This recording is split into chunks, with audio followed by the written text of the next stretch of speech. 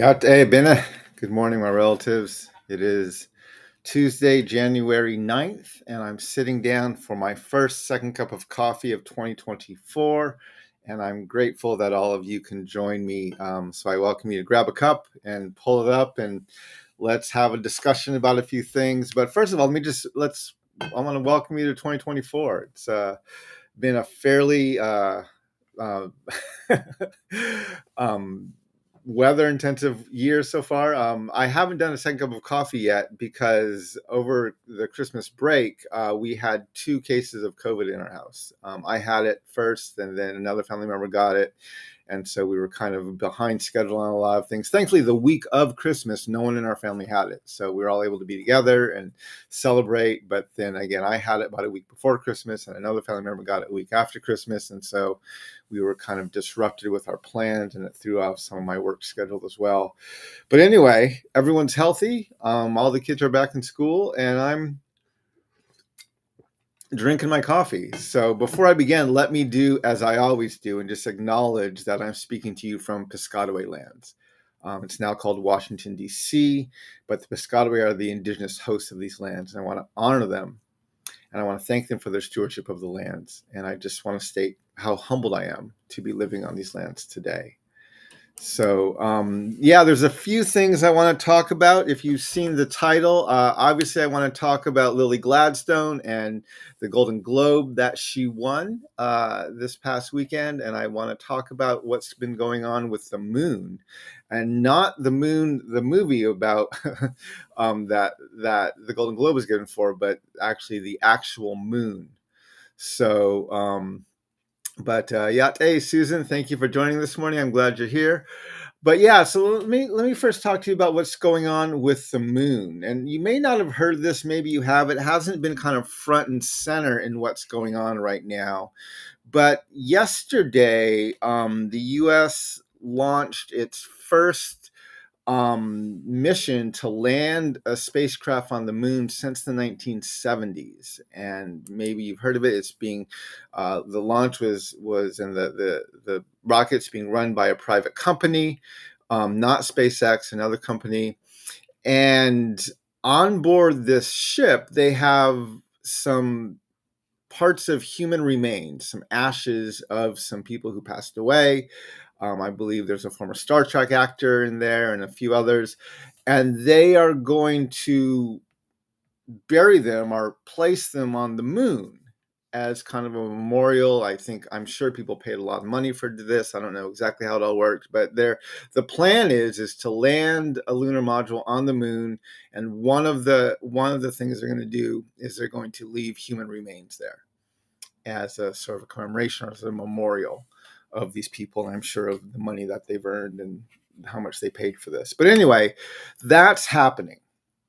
And that rocket launched yesterday. Now, what you may not have heard is that about a week ago, or a few weeks ago, no, actually, this was back in December. I'm sorry, December 21st.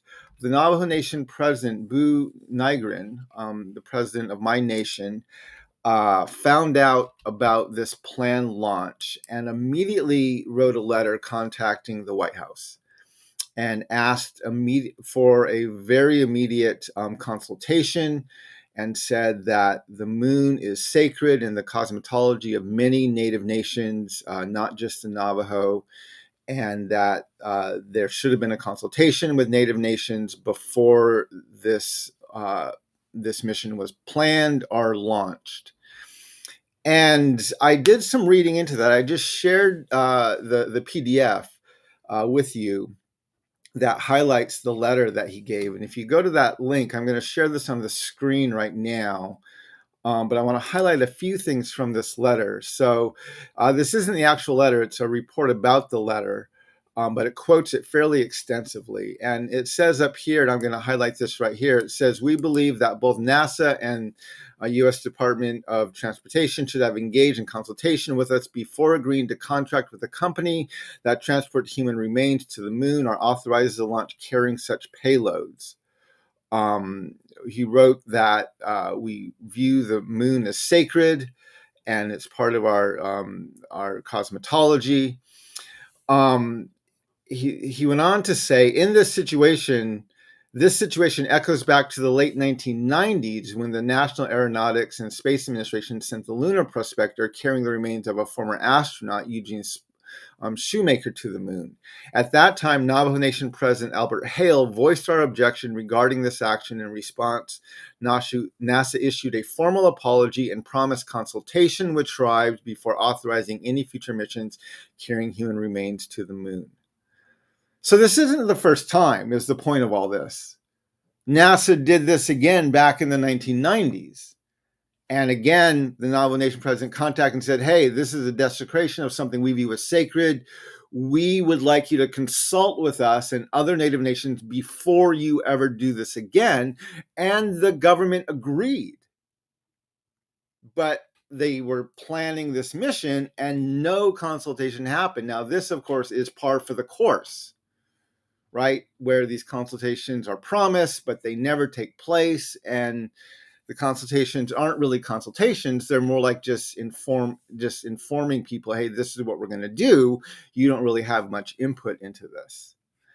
And so the U.S. government, apparently, the White House apparently did schedule a very rushed consultation. I wasn't able to find out any news about that consultation, but I will share this article. Well, not any in-depth news about it, but let me share this article with you right now. First of all, I'm going to share this article from Native News Online, which is actually where I first saw this. And this is the article that they wrote a week or so ago regarding this. And then CNN ran a story, and I want to share that with you right now here too. And this story is titled Navajo Nation's Objection to Landing Human Remains on the Moon Prompts a Last-Minute White House Meeting. So this is where I actually heard there was a meeting, or at least one was planned. And I welcome you to read that. I want to give you a quote from this. And I don't know if he was at the meeting, but the CEO of the company that planned this, or that launched this mission, last name is Chafer. He wrote this, or he responded to our Navajo Nation's objections by saying, we reject the assertion that our memorial spaceflight mission desecrates the moon. Just as permanent memorials for deceased are present all over planet Earth and not considered desecration, our memorial on the moon is handled with care and reverence. It is a permanent monument that does not intentionally eject flight capsules on the moon. It is a touching and fitting celebration for our participants. The exact opposite of desecration, it is a celebration. And of course, this is merely the difference between a colonial worldview and an indigenous worldview, right? When you have the CEO of a company whose primary goal is to make money for his corporation, and they have this plan for who knows how long, probably months, if not even years. They've collected, I'm sure, a lot of money, both from the government and from people who want to be buried on the moon. And stopping that, even for the sake of consultation, would end up being very expensive. And so, of course, he can't have his bottom line affected. And so he says, oh, no, this is not a desecration. This is a memorial. This is a celebration, blah, blah, blah. And merely this is the difference between a colonial worldview and an indigenous worldview. And I think it's horrible. And so they launched the rocket. The rocket launched yesterday on its way to the moon against the objections of Native nations. Now, a bit of a bittersweet news here. I read this yesterday. So CBS reported, and this was in the news a bit more prominently yesterday. The ship, after takeoff, as it was repositioning itself to direct itself towards the sun, I don't know why, it suffered, they called it a crippling anomaly after launch. And that anomaly resulted in some of the fuel being the propulsion fuel being dispensed or leaked out of the tank, and it is now seriously putting into question whether or not this ship will have the fuel necessary to land on the moon. And so this whole thing may be it may not happen now, not because capitalism made a good choice, right? Not because they listened to the voices of indigenous peoples and said, oh, we're going to rethink what we're doing. We've already done enough damage with our colonialism around the globe. Maybe we should think harder before we go and colonize the moon. No, it wasn't because of that. It's merely because they had a problem with their spacecraft. And so now they may not be able to do it, which means it's not going to stop this from happening. It just means it's going to be delayed probably, but there wasn't a change of heart by the government or by this company. And so it's very lamentable. I mean, it is. We are literally in the process right now of colonizing the moon and colonizing space.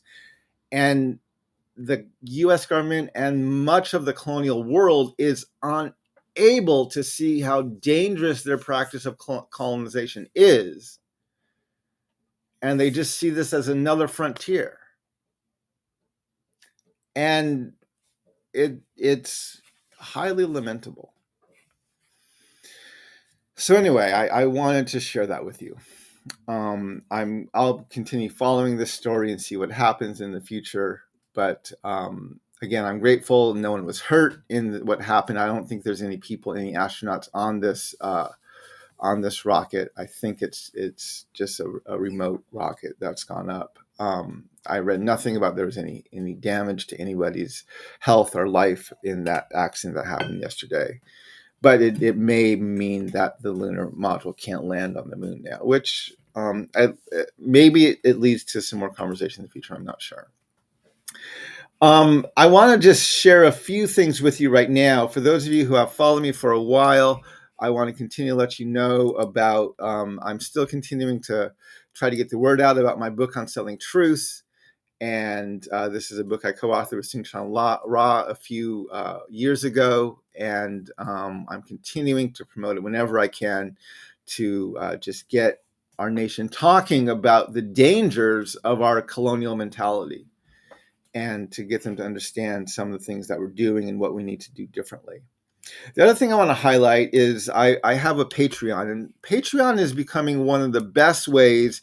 If you like the voice that I have and you like the work that I'm doing to engage in these types of dialogues, I encourage you to consider subscribing to my Patreon, even if you don't do it for a year, but even if you just subscribe for a month. There's a lot of content depending on what tier you subscribe to, and I do things on a monthly basis there. I have Q&As, I give lectures, I go into the content of my upcoming book, Decolonizing Faith. You get advertising free versions of all my second cups of coffee and other things I post to YouTube. I chose a while ago not to monetize my YouTube channel. They still show advertisements on my videos, but I don't make money off of them because I don't want to give advertisers any influence over what I say. And so I've chosen not to monetize my YouTube channel. But I am using my Patreon as a way of, if you want to support my work, you can subscribe to my Patreon. There's a lot of benefits based on the different tiers that are there. And it's a great way just to take the conversation deeper, as well as to help me make sure I can continue to do this work and get this message out there. So now I want to talk for a few minutes about what happened over the weekend, which is Lily Gladstone's being awarded Best Performance by an Actress in a Motion Picture at the Golden Globes, and she won a Golden Globe for her role in this past year. And I just want to celebrate the fact that there was Indigenous representation at the Golden Globes. I'm going to share with you a few stories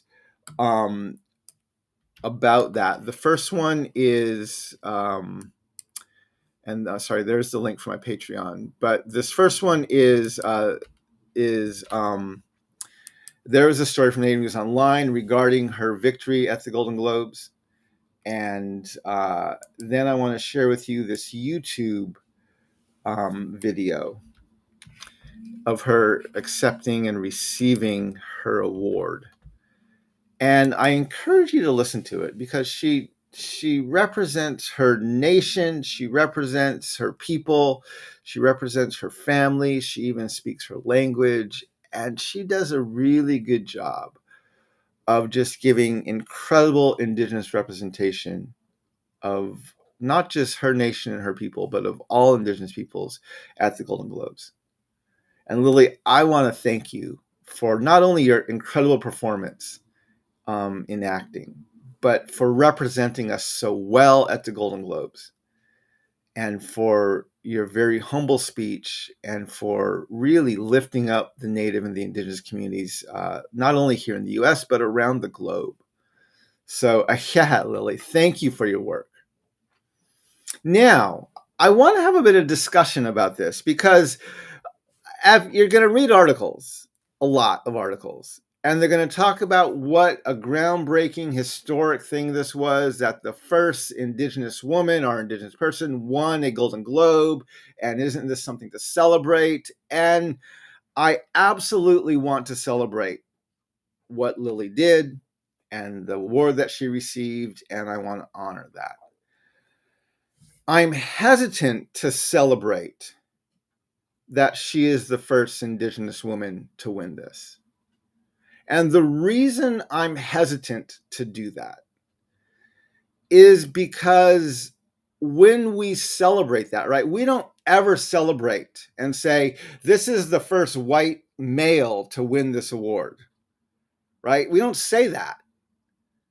We don't talk about that. If someone wins an award for the first time, right, they would say, oh, and 9 times out of 10, it's a white person because they're the ones who've been in those spaces for the longest amount of time where they're recognizing themselves. But right, we don't talk about, oh, this is the first white person to win this award. But white people love to talk about, oh, look at this marginalized group of people now has finally been honored by our very historically white institutions. And isn't it great that they now are being honored by us in this way?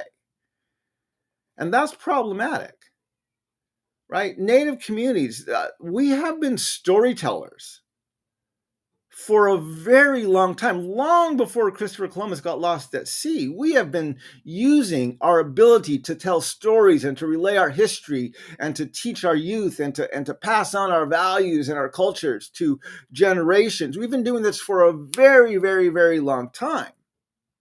The problem is white America has no value, or has historically had very little value for what we've done and for how well we do it. And so they hold themselves up as the standard. We have this award, this award that we give out, and it's been won historically by white people throughout the entire time. And now, isn't it great that we're honoring and allowing other groups of people to win these awards? And it in a way, it feeds into the mentality of white supremacy, right? It's kind of feeds into that mentality a little bit. And I hate feeding into that mentality in any way, shape, or form, right? If anything, I would say, white people, what the hell? It took you how long to recognize the storytelling and the performance ability of Indigenous and Native peoples? You've been here for 250 years. What in the world has taken you so long to recognize the incredible artistic talents of our people who have been doing this for centuries and even longer? This is not a celebration that white people are finally recognizing Native peoples on their stage. This is a lament of how far behind the curve white people are in getting out of their own ethnocentric worlds. So let's talk about that. That's the problem. is white people literally think they're the standard for all these things. And so they win these awards and no one, oh, this is the first whatever white person to win that. They don't talk about that. No, this award was won by so-and-so. But oh, when it's a marginalized person, oh, look at this, we're finally honoring these. And these communities, these marginalized communities, it doesn't matter if it's Native or African American or other groups of people, there is incredible talent there. White people have just chosen not to recognize that talent. So instead of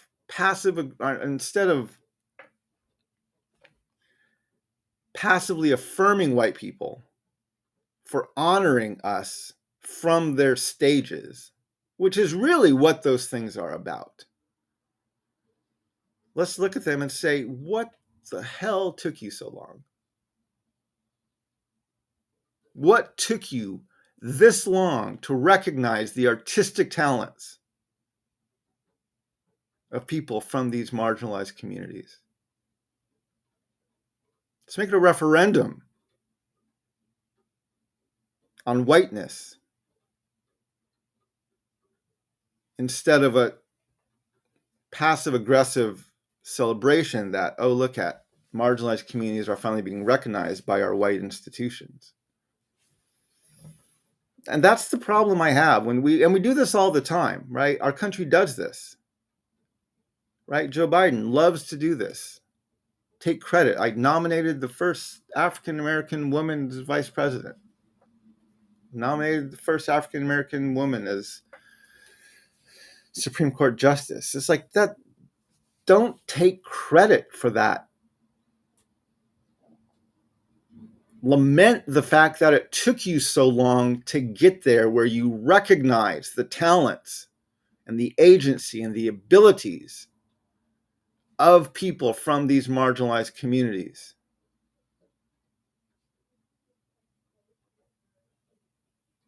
That's what we should be talking about.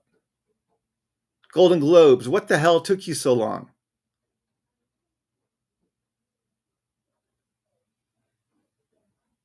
I absolutely celebrate with Lily Gladstone and Indigenous peoples all over the country.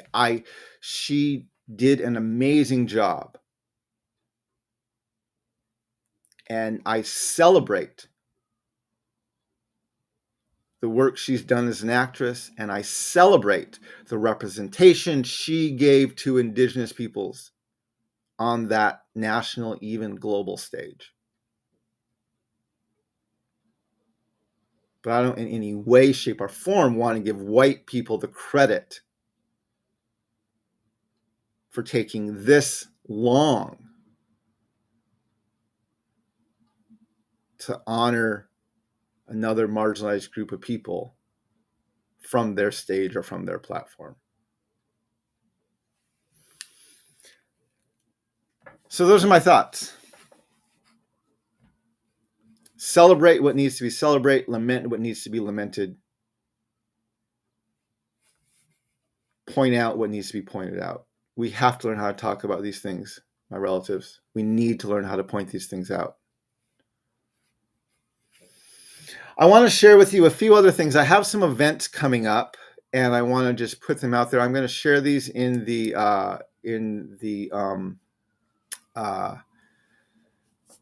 notes of this video. But on January 21 through 23, I'm going to be at Heston College in Kansas, in Heston, Kansas. And there's two public events I'm doing there, one on Sunday evening and the other one on Monday morning, that you're welcome to come to. They're also going to be streamed live. And so I'll do my best to share those live streams on my social media before they happen. But I'm going to put the link for this in there. If you just Google Mark Charles Heston College, you'll find out the events that are going there. If you're in the Heston College area, if you're near Heston, Kansas at all, I welcome you to come and attend these events. And if you want to join online, you can obviously do that. And then I just made these plans the other day. On January 29, it's going to be the 161st anniversary of the Bear River Massacre of the Shoshone people in Preston, Idaho. And if you remember, I had a year ago Darren Perry, who is a former leader of the Shoshone Nation and author of this book, The Bear River Massacre, Shoshone History. And he's been doing a lot of work to educate our nation on the history of the Shoshone people and the Bear River Massacre. And every year now, thanks to him, I believe, they host a commemoration at the Bear River Massacre site in Preston, Idaho on January 29th. And I'm going to be going to the event this year. I'm not speaking at it. I'm not participating in it. I'm merely going there because I want to be a part of commemorating this history and of standing with Darren and other members of the Shoshone Nation as they try to educate our nation and try to create a common memory over how this country was built. And I will be sharing about that more on my social media as we get closer to that event. But if you're anywhere in Utah or Idaho and you can get to there, I welcome you to join us. January 29th, I think it starts at 10 a.m. in the morning. It's near Preston, Idaho. If you just Google Bear River Massacre site, there's a site which is where they're going to hold, there's a memorial site which is where they're going to hold the event. I'll share some of that information on my social media as well, but I'm going to be attending that on January 29th in just a couple weeks. So anyway, those are some things that I'm working on and I'm looking forward to this next month. My relatives, I really hope your second cup of coffee is as good as mine. I thank you for joining me for these conversations. I am looking forward to 2024 and all the things we'll be able to talk about and the discussions we're going to be able to have. I appreciate you. Thank you for joining me for this cup of coffee. Please share this video, comment on it, like it, subscribe to my YouTube channel. I would love to see my platform grow this next year as I work to continue to try to engage these dialogues at a more national level. So, yeah, my relatives, walk in beauty. And may we all learn how to walk in beauty together. Huck on that.